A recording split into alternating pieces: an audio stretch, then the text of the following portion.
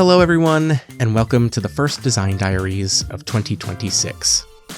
This is actually Rainy, coming in to re-record the first episode of the year because I don't want the first Design Diaries episode of 2026 to be about a game, no matter how well-intentioned and comedic and or inspired by great procedural shows where the portrayed law enforcement people are heroes, often rooting out corruption within their own ranks, and all of the good things that come from police procedurals. I don't want my first Design Diaries episode to be about anything law enforcement related, given what is going on in America lately. So, I don't even know what to say, other than please stay safe. Protect people around you. Don't let them scare you or break you. Just get more pissed at everything these people are doing, because it will come back on them. Alright, well, since we're not going to be talking about a buddy cop TTRPG, let's talk about something totally more uplifting and not at all depressing, and that is my largest game I've ever tried to make. And you've heard me talk about it a lot of times, but now it's time to do a deep dive, and I'm going to be talking about Gardens of Rust, my near future post-catastrophe survival and community rebuilding game. I have recorded one episode of what was supposed to be a series of this with Christian and Sarah from the DMs After Dark. Christian is the co-writer and designer of this game alongside me, and Sarah has been there throughout the entirety of development, checking in every once in a while to see if what we are coming up with makes sense, sounds good, sounds interesting, or if it's something that we need to reconsider or reword or rewrite, etc. And we did a quick episode where we were going to go through like the chapters we've written for this book, which there are, I think, like 10 or 11 of them. And we were going to do like 2 an episode and just dive into it. And instead, I'm going to be doing that solo. Maybe I can get Christian and Sarah on an episode again in the near future, and we can do this again together. But because this is a series I want to do and hold myself accountable towards releasing more games for 2026, I'm going to be doing it alone, so that way I can just focus it out. Now, a few disclaimers about Gardens of Rust before we dive into what it is and how it is. There's been a pretty big development in the creation of this game that happened recently, and hopefully it bears fruit and makes you more excited, and it becomes something better than I ever could have released myself, or, Christian and I could do on our own. But the quick start is done, but I'm not going to be releasing it quite yet until I find out what happens next with some of the steps we've taken and seeing what happens. And with that, I am going to talk about the first, I think, 2 chapters of what we used to call Rustpunk, what we're now calling Gardens of Rust. And the chapters are the introduction to the Rust. So what is this game? What does it play like? What do you do? And then chapter 2 is what are role-playing games and, accessibility and safety tools and stuff like that. So we'll skip that and we'll get right into the core resolution stuff. For the next episode, I'll probably do a character creation and some how play feels at the table kind of stuff. Maybe I'll do mini role-playing, like actual play stuff in future episodes to just kind of really show off how it goes. And then in future episodes after that, we'll talk about advancement. We'll talk about, how we're going to be handling equipment. And then the big one is the community phase, which is a totally separate phase of the game, and GM stuff. But first, let's do our introduction to the Rust. So what is this game? What is Gardens of Rust? It is a near future post-catastrophe survival game set in the ruins of the modern world. It takes place on Earth. Your table is more than welcome to set it in an existing setting if it's something that you already have or your table is interested in, but our recommendation is that it takes place pretty much where you live, right? If you play in a local group that gets together to play in person, go out to a gas station, get a road atlas, and boom, there's your game map. You are going to mess it up, don't worry. You can set it somewhere else if you want. If you live in the middle of nowhere and that's kind of not an interesting place to set this, set it in the nearest major urban city center or something like that, or set it in a place that seems fun to play. I'm sure plenty of people want to play this in like Chicago or New York, or, it might get that kind of like World of Darkness vibe where like there are these big hubs of what happened in the post-catastrophe. But we recommend playing where you live. You're familiar with it. And ideally, this is something that I really strive and want to do with future releases of games of mine. I want there to be a educational nugget in there somewhere, which is, for this game, start looking at the world around you a little differently. If shit hit the fan and the power grid went down, that is the only core assumption of this game, is that the power grid is down. There's no electronics, there's no electricity, there is no internet, there is no cell towers, no modern amenity that is going to be available to you. The cause of that is up to your table, but think about the world differently. We want you to play where you live because I want you to think about, where would I get fresh water? Where would I be able to grow food? If I had to bug out, where could I go? If I needed to find supplies, where would I go? If I needed to hunt, where would I go? The supermarket is going to be stripped within days. That's not an option. So let's talk about how to start this game, right? It's a bleak concept, but truly, our intention with this game is that it is a game about rebuilding community, and it is a game about hope for a future in the collapse of our present. If you know anything about the United States, you know that there's only 3 power grids, and the infrastructure for them, not great. So if they ever went down, it would be a very, very terrifying time for us, because supply chains would fall, emergency supplies and trying to coordinate everything would absolutely fall apart. It would be disaster. It would be disaster. And we recommend starting this game 6 months to 2 years after the grid down event, because at that point, the population is sadly at a fraction of what it is from illness, starvation, and other people, the worst of it all. And your characters have survived. You've seen terrible, terrible things, but now most of the worst of it seems over, and the world is focused on rebuilding. So, how do you start? Well, we recommend a mandatory session 0, where the GM and players decide where you're going to play.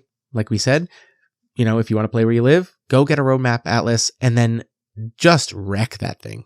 Sit around the table, and there's actual rules for this that we are going to provide in the game.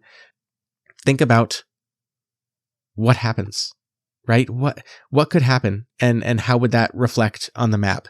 You could think, things that are currently being managed, when they're no longer managed, could that be a problem? Would a dam burst and break and give out, and all of a sudden everything downstream is washed out and flooded? There goes a ton of neighborhoods. There goes a ton of resources, although now it's a brand new, different kind of resource. Would there be terrible rioting and fires or something in another area, and then all of a sudden this whole section of the map is just a burned out, being reclaimed by nature kind of section of land that feels very different, has very different potential? Where are people who manage to weather this well, and have they helped people, or is it basically a you stay out of there because they only survived by not helping people? Do you know what I mean? Think about where you'd mess up your map, and that's going to be where you start. And then you're going to start making characters, right? But I'm a big fan of, when I'm reading a core rule book, I don't want to see character creation before I see the rules of the game, so I understand what I'm creating a character to do. So let's talk about how the game plays. Once you've messed up your map and you know where you're playing, and you're thinking to yourself, oh man, this is going to be wild to explore. Oh gosh, like what are we going to do? How are we going to survive? Where are we? All of this stuff, right? Knowing what's coming is the important part. Gameplay in Gardens of Rust is split between 2 phases. The player phase, which is the traditional role-playing game loop, right? You've made a player character, you're going out into what we call the Rust, the world map, and you are exploring. You can do hexploration, you can just hand wave travel or make it a role like in other games like Ryutama or Fabula Ultima or a lot of other these games where you just make a roll to see how getting there goes, and you might have an encounter, you might have an interesting interaction or something like that. But you're going to get to where you're going, and you're going to then start exploring that place. And then there are checks with your player character, and they are going to roll their various skills and stats and fields of expertise in this game, and failures will generate experience points. We'll get into the mechanics in a second. That's the player phase. And then once you've gone out and done what you've needed to do as player characters in the Rust, you are going to return to your community, and you are going to play a second kind of game where you zoom out. Everybody at the table is no longer playing their characters. They are just representing what's happening in the community during a pretty long segment of downtime in the community phase. It's almost like a resource management game before you go back out as player characters. What projects is your community working on? What resources do you have available? What resources do you need now that you've done certain things? Have you done well enough that you can have like a celebration that's going to boost the morale of your community, which is going to give you bonuses to other things? Do other community folks come to you? The GM during this is going to have moves and complications available to them based on what you did in the player phase, based on what's going on by a bunch of different stuff. So there is a zoomed out what's happening at the bigger scale of the world and the community in the Rust. And then you're going to dive back into player phase and go back out. Very inspired by games like Blades in the Dark, where you have your free play, your downtime, your heist, and then your, repeat. So playing the game is pretty innovative, if I'm not mistaken. I own a lot of games, as you know. I play a lot of games, and it's not novel for the sake of novel. I think that we actually came up with a resolution mechanic that I am very, very proud of and very much like, and the math checks out. And in the playtesting that we've done, it feels good. It feels exciting. We have developed a system that we are calling the 2D difference engine, and it is how the player phase and the community phase works. In the 2D difference system, you are always going to roll 2 dice. You have your action die, which is based on your character's stats or fields of expertise, and then you are rolling against a Rust die.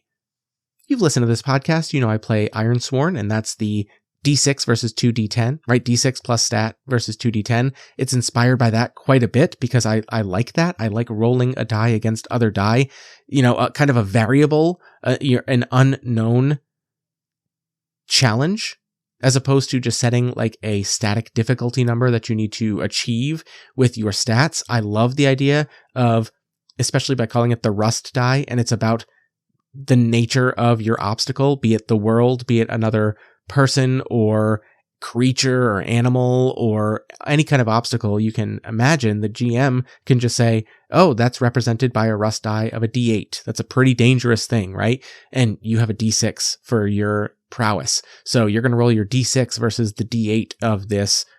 Let's say it's like a Rust wolf, right? It is a wolf that has begun recolonizing areas that are no longer super populated by humans.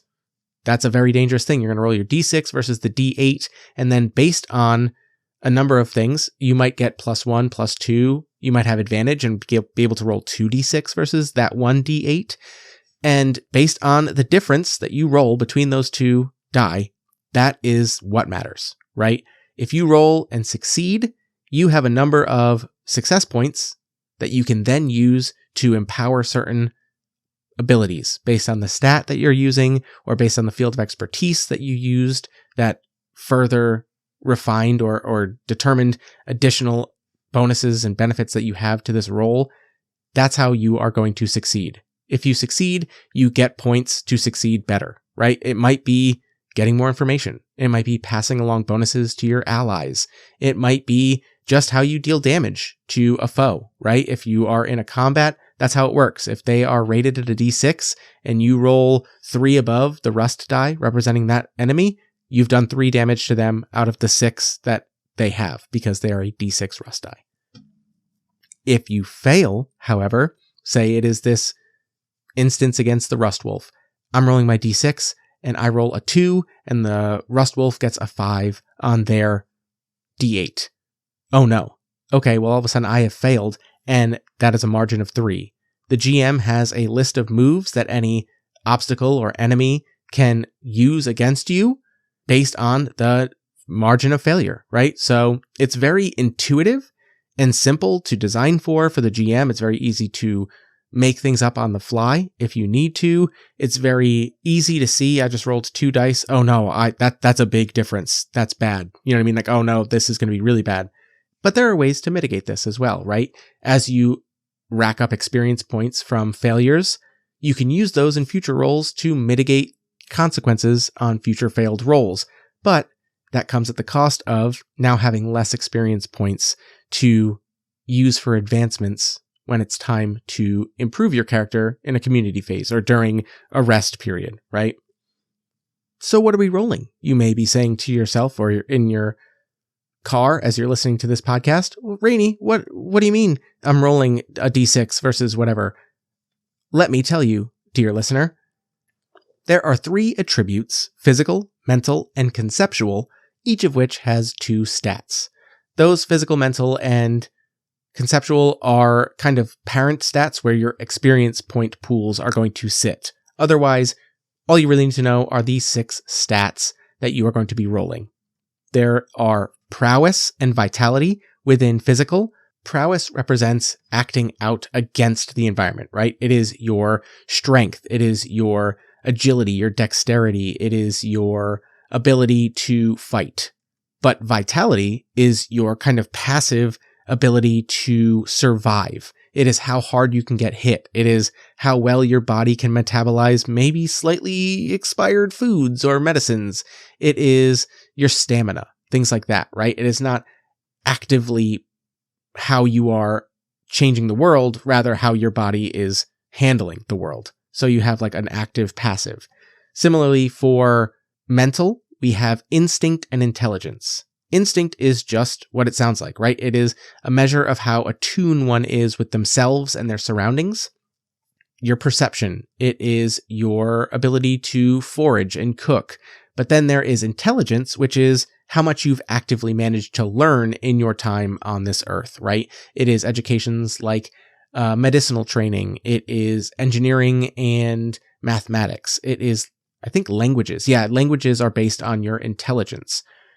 Then for conceptual, this is an interesting one. It is kind of the intangibles, but what we came up with and what I'm really happy with as we've gone further into this, and especially after I recently read a great book from the 1950s, which sounds crazy to say it's from the 1950s, but it is so well thought of ahead of its time for this. It is called Earth Abides by George Stewart. Highly recommend. It is about a graduate student who is out doing some mapping work in the desert. And when he returns from his, what turns out to be a little too long of a week away doing some field work, he realizes that the world has pretty much died of an epidemic. And now he's kind of one of the last people around. And it's about the next like 20 something years of just trying to rebuild a little bit of something as the world just changes drastically around him. So our final 2 stats are creativity and practicality. I think this is another really good juxtaposition of stats. Creativity is a character's ability to think outside of the box and come up with fresh perspectives or solutions to problems, whereas practicality is being prepared. It is being able to put emotion aside and focus on the task at hand.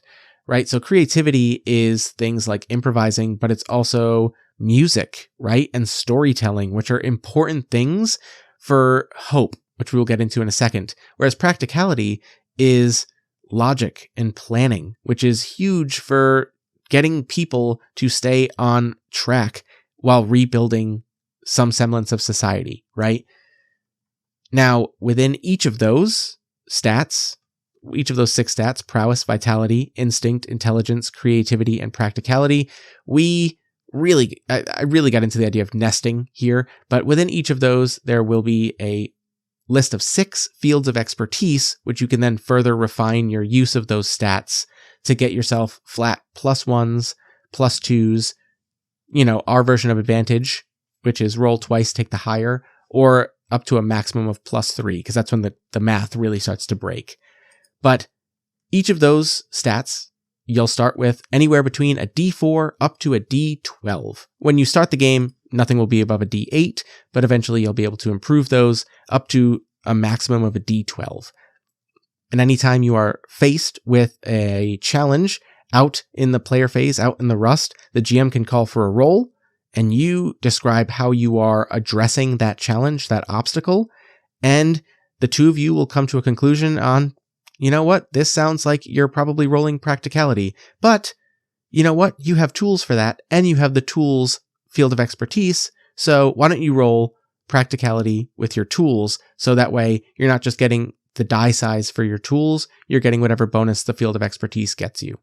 And then you're rolling in against a rust die, determined by the GM based on the obstacle, and hoping to roll higher, right? That's it. Sometimes you're going to roll and it's just going to be a one and done. We call that a check. Sometimes you're going to be rolling to make progress towards a greater goal, right? It might be something that's going to take multiple bits of effort, or, in the case of combat, which again in this game is incredibly deadly. I do not want people to think coming into this game that they're going to be playing a post-catastrophe survival game where there's just going to be fun shootouts. If there's a shootout and you get hit with a bullet, you're a human being getting hit with a bullet. That's how this game is going to play, okay? It is not forgiving.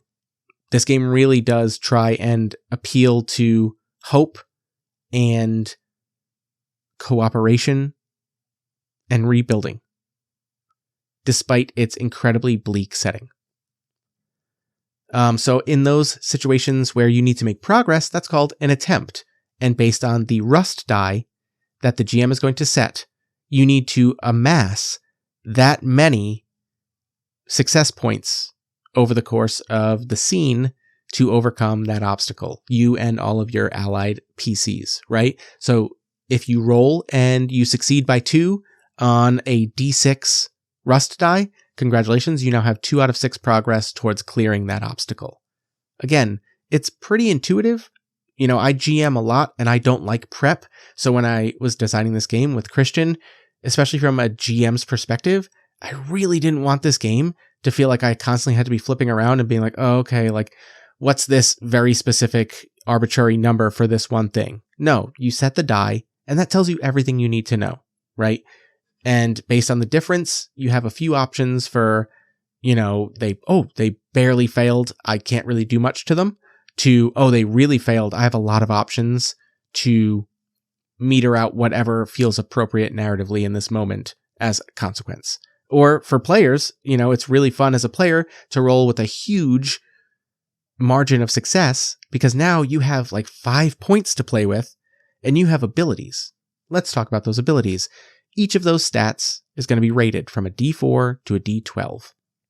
As those go up in die sizes, the stats themselves will get new abilities. I'll just read an example of some of them, right? So for prowess, if you have a D6 in prowess, you have a point-based ability called momentum. You can spend 1 point of your margin of success to give a +1 bonus to your action die rolls until the end of your next turn, or give that bonus to an ally. It's that easy, right? You have a 2-point ability when you reach D8 in prowess that says, I'm just getting warmed up. You gain leverage on your next prowess roll, and that's our version of advantage, right? So next time you roll prowess, if you continue doing what physical things you're doing to make progress towards whatever it is you're attempting to achieve out there in the rust, you get to roll your die twice against the next rust die and take the higher number. And that's just how it goes, right? Every time you increase this die size, you're going to get another ability that allows you to spend more points of your successes to do even more. And you can use multiple of them. So say you have a D8 and you succeed with 4 success points, a margin of 4. Yeah, you can do both of those. You can gain leverage on your next roll and give your buddy +1 on their next roll because you have those points to spend. And then if you have fields of expertise, those are going to give you not only flat bonuses to succeed more often and with higher margins of success, but they come with their own point-based abilities that do even more hyper-focused niche things based on the field of expertise that it is. I'm trying to keep these episodes pretty short because I put out a lot of episodes once a week. An hour is plenty to be listening to me. So I'm looking at my recording right now, and I'm coming up on a half an hour. So I'm going to try and wrap it up in the next 5 minutes. Here's the next few things about just playing the game of Gardens of Rust in the player phase. Of course, you can help each other out. That's always an option, right?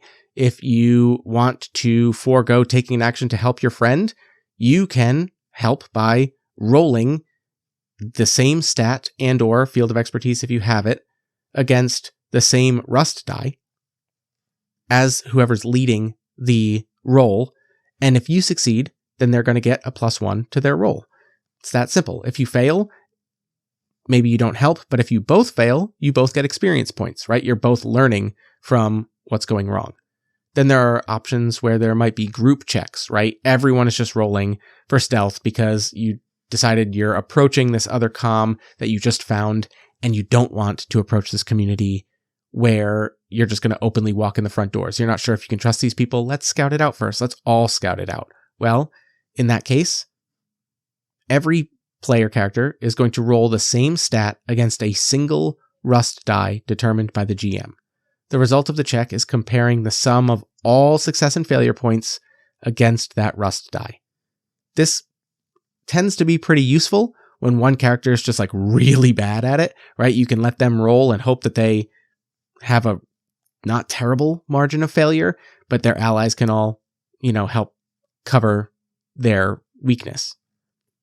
And then lastly, and this will be the last thing I talk about before we go into character creation next week, and I'll go into more on the fields of expertise because there's a lot of those. I'll go into that next week when we make a character. Everyone loves criticals, right? I mean, I honestly think that that's maybe the one thing about the D20 that still just drives people nuts about D&D is that nat 20 moment, right? They all have so many good stories about, oh, this one time I nat 20'd. We wanted something like that. And so what we came up with was critical failures and successes in Gardens of Rust occur when the maximum difference between a action die and Rust die occurs in either direction. Obviously, so if you max out your action die and you roll a 1 on the Rust die, that is a critical success. Not only do you have all of those points to spend on just doing better, you get an additional effect, which I'll talk about in a second. Same goes for if you fail. If you roll max on your Rust die and a 1 on your action die, oof, this is going to hurt, right? The GM has a ton of points to use against you. You're getting a ton of experience. Just hope that you survive to put it to use, right?